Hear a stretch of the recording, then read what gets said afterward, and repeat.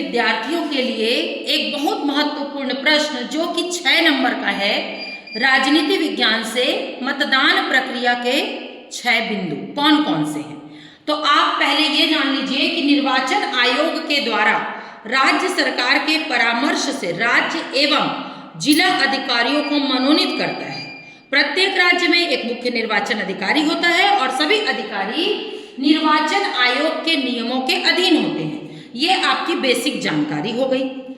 इसके अंतर्गत जो 6 बिंदु है मतदान प्रक्रिया के, वो पहली जो बिंदु है वो है मतदाता सूची। जैसा कि आपको पता है, संसद, विधानसभा व स्थानीय निर्वाचन के लिए तथा प्रत्येक निर्वाचन क्षेत्र की एक साधारण निर्वाचक नामावली होती है। भारत का प्रत्येक नागरिक जिनकी आयु 18 वर्ष हो चुकी है मतदाता सूची में पंजीकृत होने का अधिकार रखता है। अब यहाँ पर मैंने 18 वर्ष बोला तो ये आपके लिए एक छोटे प्रश्न तैयार हो जाते हैं कि वयस्क मताधिकार किसे कहते हैं। तो जिस भी व्यक्ति की आयु 18 वर्ष हो चुकी है, चाहे वह किसी भी जाति धर्म संप्रदाय का हो, स्त्री हो, पुरुष हो, अमीर हो, गरीब हो, वह मतदान देने का अधिकारी हो जाता है। तो पहला है मतदाता सूची। दूसरी जो बात आती है वो है निर्वाचन प्रक्रिया। राष्ट्रपति तथा राज्यपाल द्वारा निर्वाचन के लिए अधिसूचना जारी किया जाता है। नामांकन पत्र दाखिल करना, निर्वाचन अधिकारी के द्वारा उसकी जांच करने के बाद उम्मीदवारों को चुनाव चिन्ह आवंटित किया जाता है। उम्मीदवारों के लिए आचार संहिता सुनिश्चित किया जाता है। इसमें एक बहुत सिंपल सा उदाहरण मैं आपको देती हूँ, आपको समझ में आ जाएगा। जैसे राष्ट्रीयकृत पार्टी हो गई भाजपा, कांग्रेस, उनका चुनाव चिन्ह ऑलरेडी है, कमल है भाजपा का, कांग्रेस का पंजा छाप है ना। उसी तरीके से जितने भी निर्दलीय अन्य जो पार्टियां हैं उनको चुनाव चिन्ह आवंटित किया जाता है।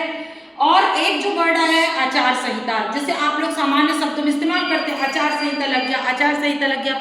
इसका तात्पर्य क्या होता है? जब आचार संहिता लग जाता है तो आपको संविधान के अनुरूप, उनके नियमों कानून के अनुरूप अपने आचरण में संहिता लाने की आवश्यकता होती है। किसी भी प्रकार के नियमों को तोड़ना आचार संहिता के उल्लंघन करना होता है। ठीक है, तो अब हम जो तीसरी बात पे आते हैं वो है नोटा बटन, जो कि बहुत महत्वपूर्ण और छोटे प्रश्न भी है इस पर।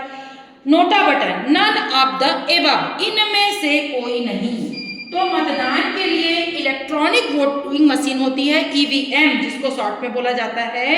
यदि किसी उम्मीदवार को पसंद नहीं करते हैं आप, तो नोटा बटन का इस्तेमाल कर सकते हैं, जो कि ईवीएम में सबसे नीचे में रहता है। ठीक है, अब यह लागू कब हुआ? तो यह लागू हुआ भारत में सन 2009 में, और यह छत्तीसगढ़ सहित विधानसभा चुनाव के अंतर्गत तुम्हारा छत्तीसगढ़ हुआ, मिजोरम, राजस्थान और मध्य प्रदेश, साथ ही साथ राष्ट्रीय स्तर पर हम दिल्ली की बात कर सकते हैं। ठीक है, तो यहाँ पर ये 2013 में 4 राज्यों के साथ 2013 में, और संपूर्ण भारत में 2014 में लागू हुआ।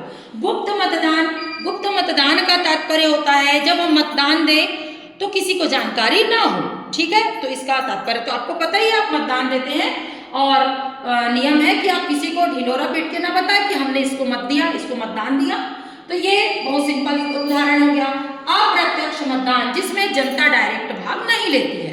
मतदान में हम डायरेक्ट भाग नहीं लेते, जैसे राष्ट्रपति का चुनाव आपको मैंने पढ़ाया था राष्ट्रपति वाले चैप्टर में। अब यहाँ पर आ जाता है राइट टू रिकॉल। ये बहुत महत्वपूर्ण है, राइट टू रिकॉल। इसके अंतर्गत स्थानीय निकाय में यह नियम लागू होता है। अब स्थानीय स्तर पर कौन से निकाय हैं भाई?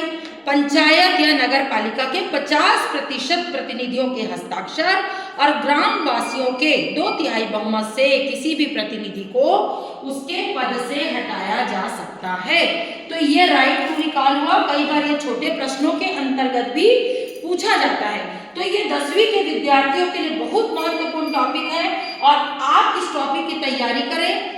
इस बार हो सकता है ये टॉपिक आपके पेपर में आ जाए। तो ये 6 नंबर का बड़ा प्रश्न आपके लिए मैंने यहाँ पर तैयार किया और आपको बता दिया किस तरीके से अपने एग्जाम की तैयारी करेंगे। धन्यवाद।